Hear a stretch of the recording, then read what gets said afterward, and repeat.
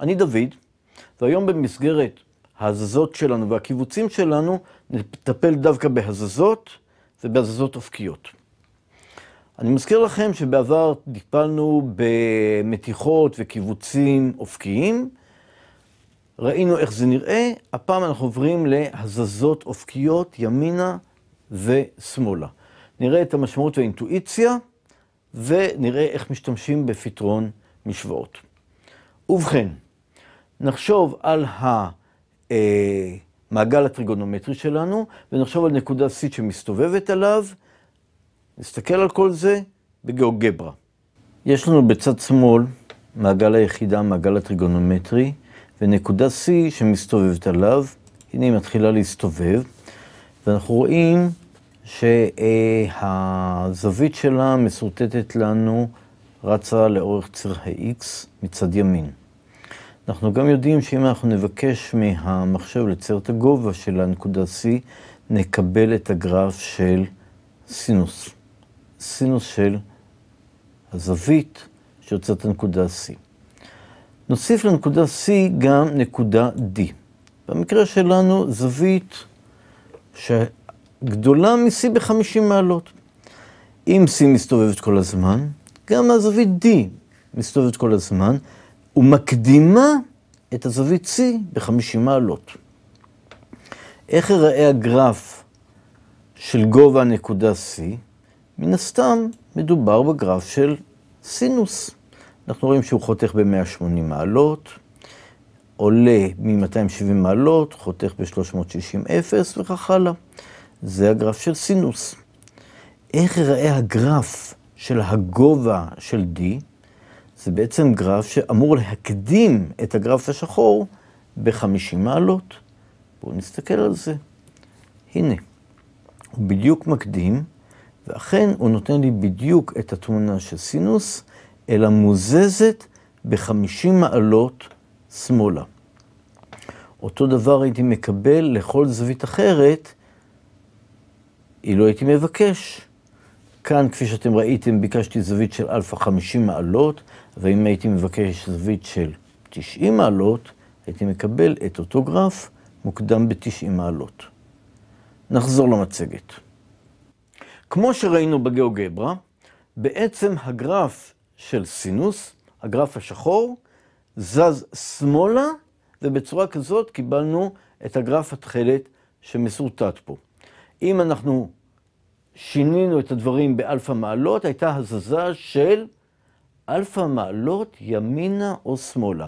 ולמה רשום ערך מוחלט של אלפא ולא סתם אלפא? כי אם אלפא הוא חיובי, אז התזוזה היא שמאלה. אם אלפא הוא שלילי, התזוזה היא ימינה. נראה את זה. נסתכל קונקרטית על הגרף של סינוס של X. איך יראה לדעתכם סינוס של X ועוד 60 מעלות? אני מוסיף 60 מעלות למשתנה, אז זה אומר לי שהגרף יזוז ב-60 מעלות, אבל שמאלה. נראה איך זה נראה ככה. זה נראה ככה. עכשיו, למה זה זז שמאלה ולא ימינה? ראינו את זה בגיאוגברה ונעבור על זה עוד פעם.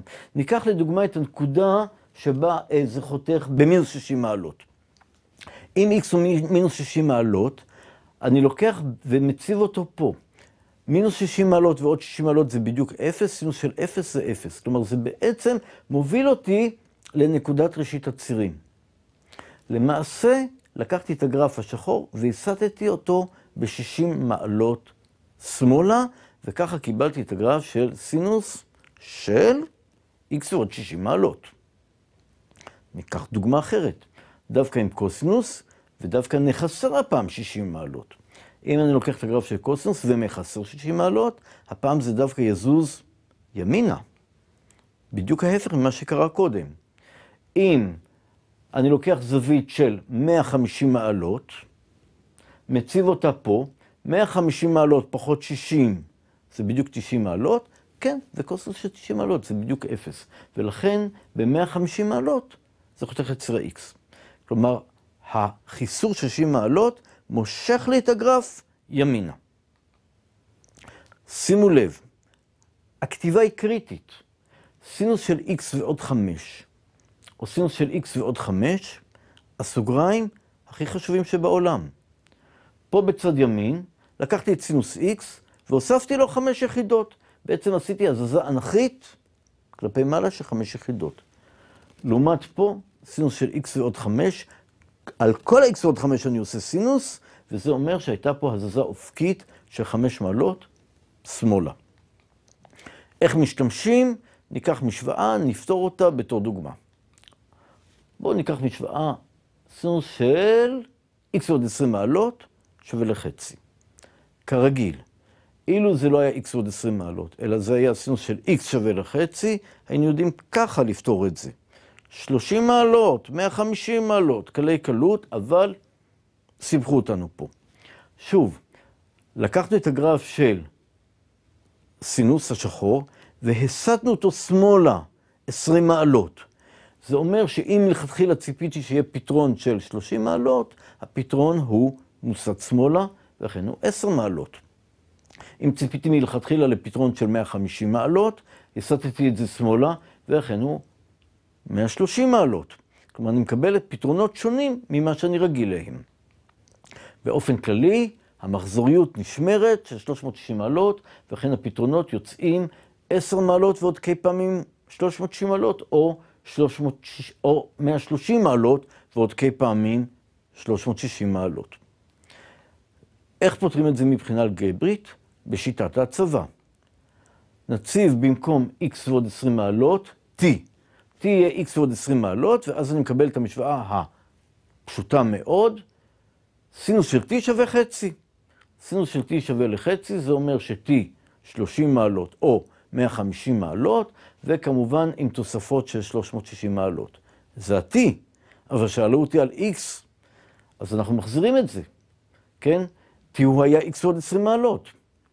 כלומר, x ועוד 20 מעלות הוא או 30 מעלות או 150 מעלות, מחסרים 20 מעלות משני אגפים ומקבלים בדיוק מה שקיבלנו קודם, 10 מעלות או 130 מעלות, כל אחד מהם בתוספת של סיבובים שלמים כ-360 מעלות. נסכם את העניין. כאשר יש לי תוספת של אלפא לסינוס או לקוסינוס, הגרף זז הצידה. כתוצאה מזה, גם הפתרונות של משוואות זזים הצידה. אם הייתה לי תוספת חיובית, אז הגרף זז שמאלה, כמו שאני רואה פה בגרף של הסינוס. אם הייתה לי תוספת שלילית, הגרף זז ימינה, כמו שאני רואה בגרף של הקוסינוס. עד כאן, אני דוד פיילכנפלד, תודה רבה, נתראה בהמשך.